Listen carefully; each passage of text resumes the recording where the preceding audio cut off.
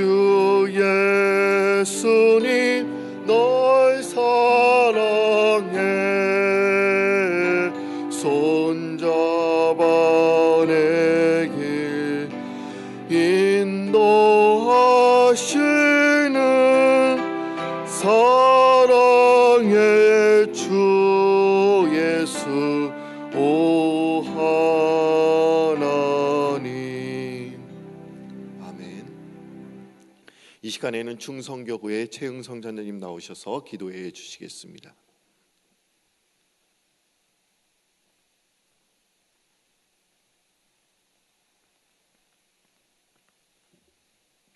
사랑의 아버지, 은혜와 사랑을 더 감사드립니다. 귀한 아침 간밤도 주 안에서 더 편히 쉬고 새힘 얻게 하시고 귀한 아침을 허락하셔서 새벽을 깨우는 제단을 지키는 한 사람 한 사람 되게 하셨음을 감사드립니다. 주는 그리스도여 살아계신 하나님의 아들임을 고백하는 우리 모두가 모여 싸우니 성령의 임재와 내주하심으로 우리의 가슴이 뜨겁게 하시고 하나님을 향하여 간절한 소원을 담아 기도할 때에 하나님의 귀한 은혜가 또 있게 하여 주시옵소서. 세상 살아가는 동안 육신의 정욕과 안목의 정욕과 이생의 자랑 때문에 마음이 심히 괴롭고 어렵고 답답할 때가 많지만 이 모든 것을 주님 앞에 십자가 앞에 온전히 내려놓고 주께서 주시는 평안함으로 또 자유함으로 모든 어려움과 걱정과 근심과 염려와 가정과 산업과 자녀와 경제적인 문제까지도 하나님의 은혜 있기를 간절히 소원합니다. 하나님 도와주시옵소서. 청결한 양심과 깨끗한 믿음과 거룩한 삶을 살며 앞만 보고 달려가는 귀한 삶도 중요하지만 이제는 나의 주변을 돌아보게 하셔서 형제와 자매를 위하여 간구할 수 있는 중보자가 되게 하여 주시옵시고 교회와 교구와 목장을 위하여 헌신하며 기도하는 기도의 용사로 세우시 부름을 받았사오니 이 사명 잃지 않게 하여 주시옵시고 하나님이 잘했다 칭찬하시는 그날까지 쉼없이 달려가는 한 사람 한 사람 위에 하나님의 새 힘과 능력을 더하여 주시옵소서. 귀하신 목사님 단위에 세우시사 하나님의 말씀을 전하십니다. 우리의 완고한 마음을 제하여 주시고 부드러운 마음 주셔서 잘 박힌 목과 같이 하나님의 말씀이 우리의 심령 깊이 새기게 하셔서 평생을 그 말씀을 의지하며 살아가는 축복과 승리의 삶을 살아가는 한 사람 한 사람 되게 하여 주시옵소서. 살아계신 예수 그리스도의 이름으로 감사하며 기도드리옵나이다. 아멘.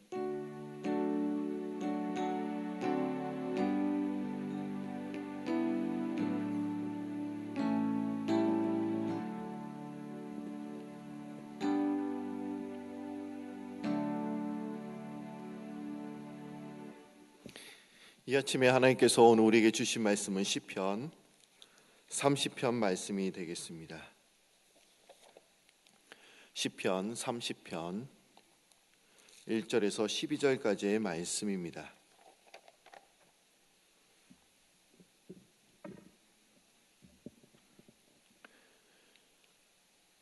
시편 30편 1절에서 12절까지의 말씀입니다. 다 찾으신 줄 알고 한 절씩 교독합니다. 여호와여, 내가 주를 높일 것은 주께서 나를 끌어내사 내 원수로 하여금 나로 말미암아 기뻐하지 못하게 하심이니이다.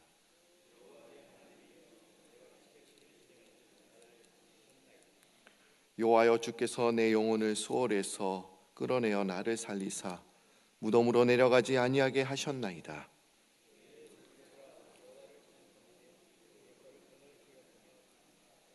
그의 노여움은 잠깐이요 그의 은총은 평생이로다. 저녁에는 울음이 깃들지라도 아침에는 기쁨이 오리로다.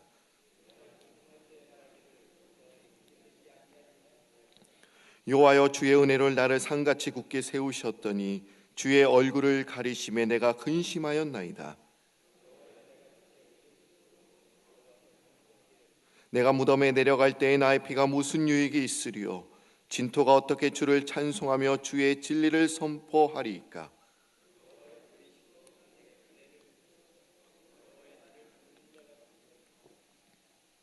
주께서 나의 슬픔이 변하여 내 춤이 되게 하시며 나의 베옷을 벗기고 기쁨으로 띠띠우셨나이다.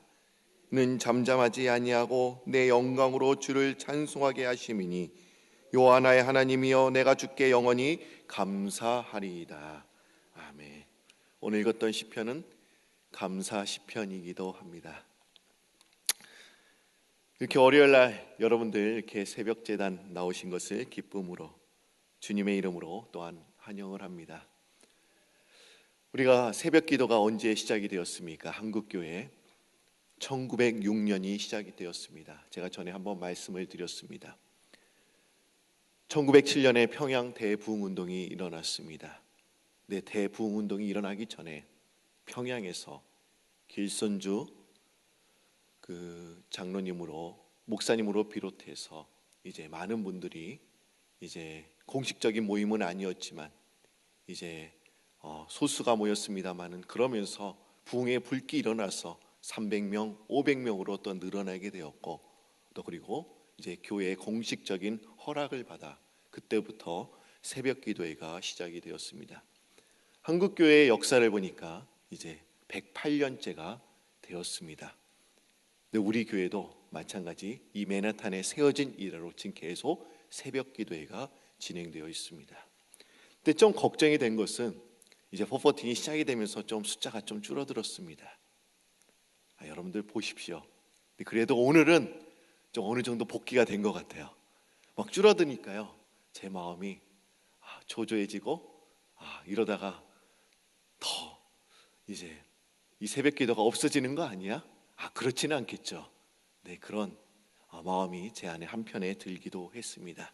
네, 여러분들 오늘은 많이 나오셔서 얼마나 감사한지 좀 여러분들이 부흥의 그 불길을 다시 태우는 그런 여러분들이 되셨으면 합니다. 우리 한번 옆에 있는 분들과 한번 인사해 보실까요? 당신을 통해서 당신을 통해서 부흥의 불길이 일어날 줄 믿습니다.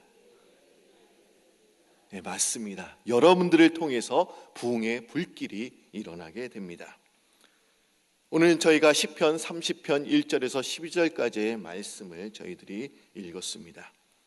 기독교에 대해서 비판적이었던 와일드 오스카 그 사람의 작품을 보면 이런 이야기가 들어 있습니다. 예수님께서 어느 날 예루살렘을 거리시다가 이제 낯익은 청년 한 사람을 보게 되었습니다. 그런데 그 청년은 술에 만취해서 또 인사불성이 되어서 이제 떠들어대는 것을 보게 된 것입니다. 예수님께서는 그를 보시면서 이제 꾸짖으셨습니다. 아니, 부지런한 일을 할 시간에 왜 일을 하지 않고 왜 이렇게 술에 취해 있느냐, 이렇게 말씀하셨습니다. 그러자 그는 이렇게 대답을 합니다. 예수님, 저는 원래 절뚝발이었습니다. 그래서 다른 사람들에게 이제 구걸하면서 살았는데 예수님께서 저를 고쳐주셨기 때문에 지금은 제가 벌어서 일한 돈으로 기분 좋게 술을 마신 것입니다 라고 대답을 했습니다. 이런 광경을 목격한 후에 조금 더 나아가 보니까 한 여인이 짙은 화장을 하고 이제 옷을 화려하게 입고는 이제 거리를 지나가는데 어떤 한 사람이 이제 추파를 던지면서 따라가고 있는 거였습니다. 이 사람도 예수님께서 보시기에 낯익은 사람이었습니다. 어디서 본 것 같은데. 그래서 그를 따라가며 예수님은 이제 말을 또한 거셨습니다. 왜 그렇게 여자를 따라다니는 것으로 왜 인생을 허비하느냐. 그러자 그는 깜짝 놀라면서 예수님께 이렇게 대답을 합니다. 아니, 선생님, 저는 원래 소경이었습니다. 그런저를 예수님께서 저를 고쳐주셨죠. 저를 고쳐주셨기에 이 눈으로 아름다운 여성을 보고 이렇게 그녀를 따라다니게 된 것입니다. 이런 대답을 한 것입니다. 여러분, 원래 절뚝발이나 소경이었던 사람은 또 하나님의 은혜로 건강한 다리 그리고 건강한 눈을 회복하게 되었습니다. 마찬가지입니다. 우리가 하나님의 은혜를 받음에도 불구하고 우리가 하나님을 위해서 하나님의 영광을 위해서 사용하지 못한다고 한다면 그것은 은혜를 값싼 은혜로 우리가 만드는 것입니다. 예수님께서는 우리를 살리기 위하셔서 이제 값을 지불하시고 또 십자가에서 우리를 구원해 주셨습니다. 우리가 받은 은혜는 값싼 은혜가 아니라는 것입니다. 우리가 받은 은혜는 값비싼 은혜입니다. 누구에게 팔고 줄 수 있는 그런 은혜가 아닙니다. 그런데 우리는 그 은혜를 너무나 값싸게 취급하고 있다라고 하는 것이죠. 또 오늘 읽었던 시편 30편의 말씀에서 그 고백했던 그 시편 기자, 그 다윗처럼 우리가 은혜 가운데서 잘못된 신앙과 믿음을 가질 수 있음을 이 본문에서 또한 이야기하고 있습니다. 오늘 읽었던 시편의 말씀은 우리가 잠깐 배경을 설명하면 죽음을 생각하지 않으면 안 될 정도로 이제 중한 질병에 걸렸던 이 다윗. 이 다윗이 이제 고침을 받고 또 하나님의 은혜를 감사하면서 지은 시가 이 시편 30편 말씀입니다. 근데 이 시의 표제를 보시면, 앞부분을 보시면 이렇게 나와 있죠. 여러분 가보실까요? 시편 30편 앞에 보시면 이렇게 나와 있습니다. 다윗의 시 곧 뭐요? 성전 낙성가. 여러분의 성경에는 안 나와 있는가요? 제 성경만 좋은가 봐요. 여러분의 성경을 보시면 다 앞에 표제 이렇게 나와 있습니다. 다윗의 시 곧 성전 낙성가라는 그런 표제가 붙어 있습니다. 이 시는 성전 낙성식에 사용되었음을 우리가 알 수 있습니다. 그러나 여러분, 다윗 시대는 어땠습니까? 성전이 건축이 되었습니까? 건축되지 않았습니다. 그 아들 솔로몬 때에 가서야 예루살렘 성전을 건축할 수 있었습니다. 다윗은 성전을 건축할 마음이 있었습니다. 성전을 건축하고 싶었습니다. 그러나 주님께서 말씀하시죠. 너는 피를 많이 흘렸기 때문에 성전을 건축할 수 없다. 제가 이런 말씀을 드리긴 했으면 제가 또 다른 이유로 하나님께서 허락하시지 않았음을 제가 또한 말씀을 드렸습니다. 그렇죠? 주님께서는 성전이 먼저 아니라 다윗 왕가의 가문이 먼저 세워지기를 원하셨다는 것을 우리가 알 수 있습니다. 그리고 솔로몬 시대에 가서 다윗 왕가의 가문이 세워졌습니다. 그리고 주님께서는 허락하셔서 솔로몬 때에 가서야 성전을 건축할 수가 있었습니다. 그래서 본시는 성전 낙성식을 염두에 두고 지어진 시라고 우리는 볼 수가 없습니다. 내용을 보셔도 성전과 그 관련된 내용이 또한 나오지 않고 있습니다. 여러분 보십시오. 시편 30편 말씀 보십시오. 성전이라는 단어도 나오지 있지 않고 있어요. 그럼에도 불구하고 시편 30편을 성전 낙성가라는 표제를 붙이게 된 이유가 과연 무엇이었을까요? 여러분, 그 이유가 무엇이라고 생각하십니까? 그것은 이제 바벨론 포로로 이스라엘 백성들이 끌려갔습니다. 그리고 70년 후에 다시 그 포로 생활을 한 이스라엘 백성들이 이제 돌아오게 되었는데, 이제 돌아와서 다시 예루살렘 성전을 재건하게 되죠.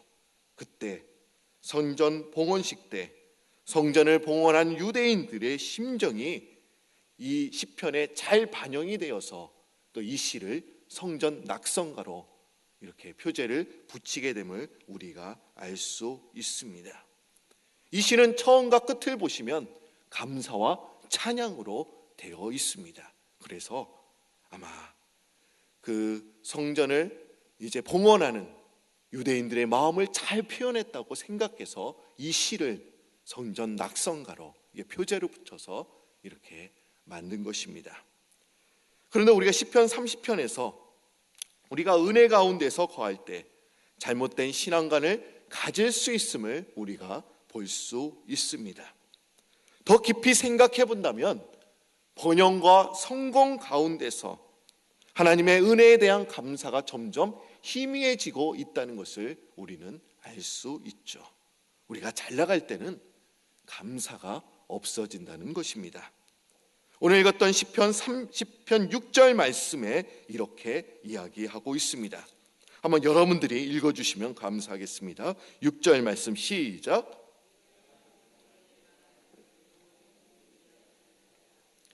그리고 7절 전반절에도 이렇게 나와 있죠. 여호와여 주의 은혜로 나를 상같이 굳게 세우셨다. 이렇게 고백을 하고 있습니다. 내가 형통할 때 말하기를 나는 영원히 흔들리지 아니하리로다. 다윗은 이렇게 형통한 때를 만나자 그리고 그러한 형통함이 계속될 것이다라고 지금 고백하고 있습니다. 물론 다윗은 하나님께서 번영과 성공의 축복을 주셨음을 그 자신도 알고 있었습니다. 하지만 어느 틈엔가 이 다윗은 하나님의 은혜와 축복을 당연한 것으로 지금 받아들이고 있습니다. 그러자 하나님께서 부어주신 은혜와 축복에 대한 감격과 감사도 이제 사라지게 된 것입니다. 그런데 다윗은 영원히 흔들리지 않으리라고 생각했던 자기의 세계가 한순간에 무너지는 체험을 하게 된 것입니다. 7절 말씀 한번 여러분들이 다시 한번 읽어주실까요? 시작.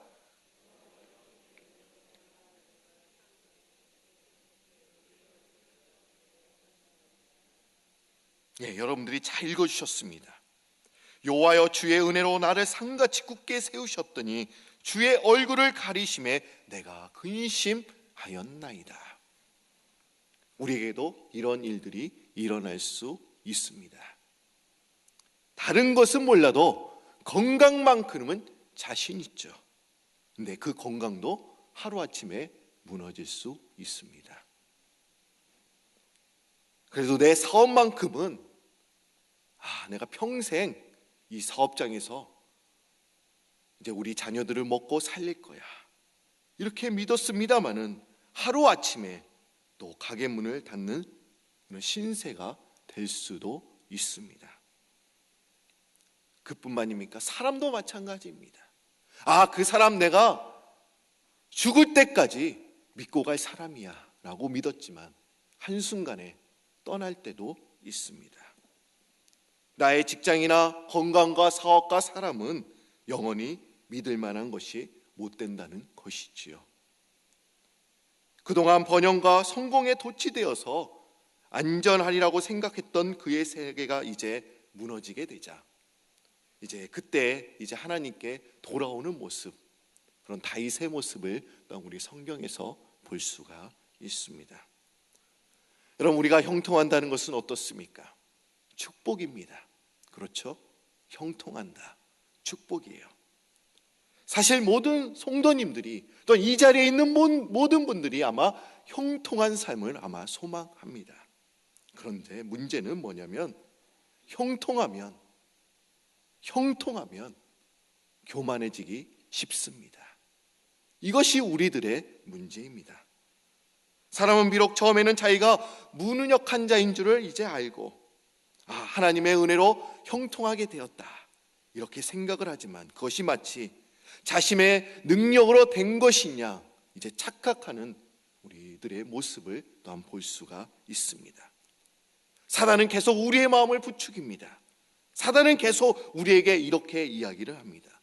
너가 잘나서 형통하게 되었어. 너가 열심히 일해서 형통하게 되었어. 너가 지혜가 있어서 형통하게 되었어. 이런 마음을 우리 마음에 계속 심어준다는 것입니다. 그러게 여러분, 우리가 형통한 때가 가장 위험한 때인 줄 알아야 될 줄로 믿습니다. 우리가 어려움에 처하게 되면 하나님을 의지함으로 도리어 또한 우리가 안전할 수가 있습니다. 그러므로 우리는 형통한 때에 더 깨어서 기도하지 아니하면 다윗이 고백한 것처럼 주의 얼굴을 우리에게 가리우심으로 우리로 하여금 근심에 빠지게 하실 수 있습니다. 그러게 우리는 형통한 때에 은혜를 잊지 않고 교만하지 말아야 합니다. 그리고 그 다음 단계는 무엇입니까? 그것은 우리가 하나님께 부르짖어야 합니다. 8절부터 10절까지의 말씀을 한번 볼까요? 8절부터 10절까지의 말씀 우리 한 절씩 교독합니다. 여호와여 내가 주께 부르짖고 여호와께 간구하기를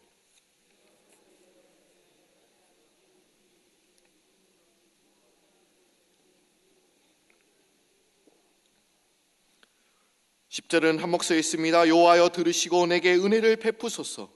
여호와여 나를 돕는 자가 되소서 하였나이다. 여러분, 다윗의 이 간구 기도문을 우리가 자세히 이해해 보면 이런 내용입니다. 하나님, 내가 죽는다면 누가 손해입니까? 하나님이 손해가 아니세요? 내가 일찍 죽게 되면 주님을 찬송하는 그 한 사람도 없어질 것이고 또한 진리를 선포하는 그 한 사람도 없어질 거예요. 그것은 하나님이 손해이지 않습니까? 그러니까 하나님 나의 기도를 들어주시고 나를 긍휼히 여겨 주옵소서라는 그런 의미입니다. 여러분, 지금 다윗은 솔직히 자신의 심정을 지금 하나님께 기도드리고 있습니다. 하지만 그의 기도를 보면 좀 뻔뻔해요. 얼마나 뻔뻔한지 몰라요. 그렇죠? 근데 어떻게 이런 기도를 드릴 수가 있을까요? 그러나 이것이 또한 그의 마음이기도 했고 또한 우리의 마음이기도 합니다. 하나님께서는 우리가 체면 차리는 것을 원하지 않으십니다. 내가 지금 잘 나갔는데, 내가 그 사람을 믿었는데, 내가 그 사업장을 믿었는데, 내 건강을 믿었는데 한순간 모든 것을 잃어버렸습니다. 어떻게 우리가 체면 차려가면서 기도할 수 있을까요? 그럴 수 없는 것입니다. 과연 하나님께서 우리에게 원하시는 것이 과연 무엇입니까? 그것은 하나님과 우리의 관계입니다. 우리가 완전하지 않아도, 우리가 완전하지 않아도 우리는 하나님의 아들입니다. 아들은 아버지에게 체면 따지지 않습니다. 그렇죠? 저도 아버지 보면 체면 따지지 않습니다. 저희 아버님이 목사님이긴 하지만 저도 목사님처럼 행동하지 않아요. 그냥 아들처럼 행동을 합니다. 뭐 맡겨놓은 거 없어도 당당하게 아버지에게 도움을 요청하는 것이 또한 아들입니다. 그런 뻔뻔함이 또 어려움 때에 우리에게 필요합니다. 여러분, 우리가 어려움에 빠졌을 때 많은 사람들이 내가 어떻게 이런 모습으로, 이 뻔뻔한 모습으로 어떻게 다가갈 수 있을까? 내가 그동안 주님을 찾지 않았는데 어렵다고 내가 어떻게 주의 성전에 나올 수 있을까? 이런 생각을 하게 됩니다. 그것도 여러분, 사탄이 주는 마음입니다. 야, 너 그렇게 평생 세상에 살다가 어떻게 뻔뻔하게 주의 성전을 들어설 수 있느냐? 이것은 사탄이 우리에게 그런 마음을 주는 거예요. 그러나 하나님은 우리가 있는 모습 그대로 나오기를 원하십니다. 우리가 솔직함으로 하나님께 나아가는 그런 여러분들이 되시기를 바랍니다. 여러분, 뻔뻔해도 좋은 거예요. 그런 솔직함을 주님께서 듣기를 원하십니다. 사탄이 주는 두 가지 마음, 제가 말씀드렸죠? 너가 잘난 거, 너가 잘해서 형통하게 되었다. 그렇죠? 그리고 잘 나가다가 한순간에 무너질 때 내가 어떻게 하나님께 나갈 수 있겠어? 이런 마음도 사탄이 우리에게 주는 마음입니다. 여러분, 은혜에 대해서 어떻게 생각하십니까? 우리는 형통한 때 우리가 받은 은혜를 잊어버린다고 하는 것이죠. 그리고 우리가 또한 은혜를 값싼 것으로 취급한다는 것입니다. 한 목사님이 이제 시골에서 목회를 하셨습니다. 근데 이 마을에 한 어른에게 전도를 해도 전도가 되지 않는 거예요. 그 이유가 재미있습니다. 근데 한 어른에게 전도하려고 하니까 그분이 그렇게 이야기를 하더랍니다. 예수님을 믿으려면 비용이 많이 들 것 같아서 돈이 아까워서 교회를 못 가겠다는 거예요. 좀 기가 막힌 경우입니다. 여러분, 교회 다니는 거 돈이 드십니까? 여러분, 어떻게 생각하십니까? 근데 이 양반이 하루는 목사님을 찾아와서 이렇게 묻습니다. 목사님, 예수 믿으려면 비용이 얼마나 듭니까? 그러자 이 목사님이 장난 섞인 목소리로 이렇게 대답을 합니다. 아마 담배 피우는 값 정도 될 겁니다. 그랬더니 정말 희한한 반응 나타내는 겁니다. 그거 생각보다 비용이 안 드네요. 그리고는 담배를 뚝 끊더니 이제는 담배 값을 이제 주일마다 헌금을 하더랍니다. 이런 거 얼마나 좋은지 몰라요. 근데 이제는 또 세례를 받으라고 했더니 세례를 안 받는 거예요. 그 이유가 뭐냐면 이제 세례를 받으면 뭐를 내야 되죠? 11조를 또 내야 된다는 그런 불안감 때문에 이제 예수 믿는 비용이 갑자기 올라가니까 이제 힘들게 세례를 안 받게 됐다는 거예요. 이것도 기가 막힌 노릇입니다. 이제 그 어느 날 또 이 양반이 목사님을 찾아서 또한 이렇게 묻습니다. 목사님, 11조를 하는데 농사 비용을 빼고 11조를 해야 합니까? 아니면 수확에 11조를 해야 합니까? 여러분, 이럴 때 목사님이 하시는 대답이 있죠? 정답이 있죠? 뭐죠? 무엇입니까? 목사님들이 하시는 대답이 있잖아요. 믿음대로 하는 거예요. 맞습니다.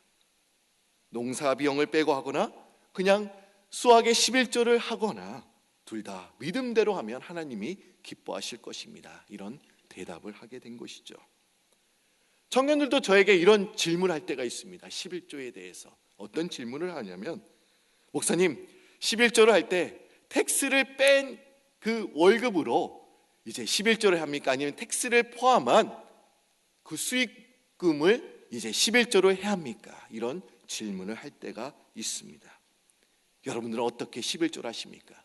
텍스를 빼고 아니면 텍스를 포함해서 이제 그 수입을 이제 11조로 드립니까? 저는 청년들에게 이럴 때도 이렇게 이야기를 합니다. 믿음대로 하세요. 그리고 마음에 가는 대로 하세요. 그리고 또 한 가지 얘기를 합니다.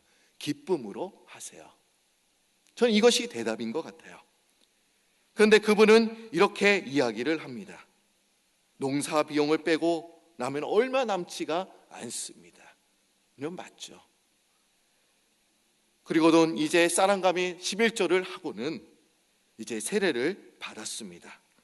그런데 그 다음에는 이제 쌀 1가마니가 아니고 7가마니를 이제 헌금한 것입니다. 그리고 목사님이 너무나 이상해서 묻습니다. 아니, 지난해에 비해서 이렇게 많이 가져오셨어요. 올해가 이제 풍작이었습니까? 그러자 이분이 이렇게 대답을 합니다. 아니요, 내가 목사님의 은혜를 깨닫고 나니까 이제 싸구려로 예수님을 믿을 수가 없어서 제가 이렇게 11조를 드렸습니다 라는 대답을 한 것입니다. 과연 여러분들은 얼마나 우리의 믿음, 우리의 은혜를 싸구려로 취급하지 않았습니까? 하나님께서 주신 은혜는 절대로 싸구려가 아니고 어떤 누구에게도 받을 수 없는 존귀한 그런 은혜인 줄 믿습니다. 주님께서 우리를 지불하신 그 대가는 값이 비싼 것이었습니다. 어떤 누구도 나를 위해서 대신 지불해 주지 않았습니다. 오직 주님께서만 나를 지불해 주셨습니다. 그뿐만 아니라 우리는 형통할 때, 잘 나갈 때 우리는 그 은혜를 잊지 말아야 합니다. 그러게 우리는 형통할 때 더 기도의 자리로 나와야 될 줄로 믿습니다. 여러분, 왜 하나님께서 우리가 형통하게 하셨을까요? 우리가 형통할 때는 항상 감사가 잃어버려요. 그러나 여러분들 반대로 좀 사시기를 바랍니다. 반대로 살면 그때는 성공하게 됩니다. 오늘 말씀처럼 반대로 사시는 여러분들이 되시기를 바랍니다. 형통할 때 교만한 것이 아니라 형통할 때 더 겸손해지시고, 형통할 때 내가 이루었다고 생각하는 것이 아니라 형통할 때 주님께서 이루어 주셨고, 형통할 때 내가 기도 안 하며 내가 이것만 해도 되겠다라고 생각하는 것이 아니라 형통할 때는 더 기도의 자리로 무릎 꿇고 나아가시는 그런 여러분들이 되시기를 바랍니다. 오늘 은혜에 대해서 잠시 나누었습니다. 여러분, 은혜는 값싼 것이 아니고 값비싼 은혜입니다. 그리고 우리가 형통할 때, 또 우리가 은혜를 받을 때 더 기도의 자리로 나오시는 여러분들이 되시기를 바랍니다. 다 같이 기도드립니다. 이 아침에도 주님께서 주님의 은혜로 우리를 이 자리에 불러주시니 참 감사합니다. 나의 나된 것은 주님의 은혜입니다라고 고백했던 그 바울처럼 그 고백이 우리의 고백이 되게 하여 주옵소서. 우리가 형통할 때 자만하지 않도록 주님 인도하여 주시고, 우리가 형통할 때 더 믿음으로 또 봉사하며 헌신하며 믿음의 자리, 기도의 자리로 더욱더 앉는 저희들이 되게 하여 주옵소서. 형통할 때 주님께서 우리에게 주는 메시지가 있습니다. 그때는 너희들이 더 열심히 기도하는 때다 라고 말씀하셨사오니, 하나님, 우리가 지금 편안하고 안전한 그런 생활을 할 때 더욱더 기도의 자리로 아버지 불러나와 온전히 새벽 제단을 지키며 나아가는 우리 풍성한 그런 믿음의 식구들이 다 될 수 있도록 주님 인도하여 주옵소서.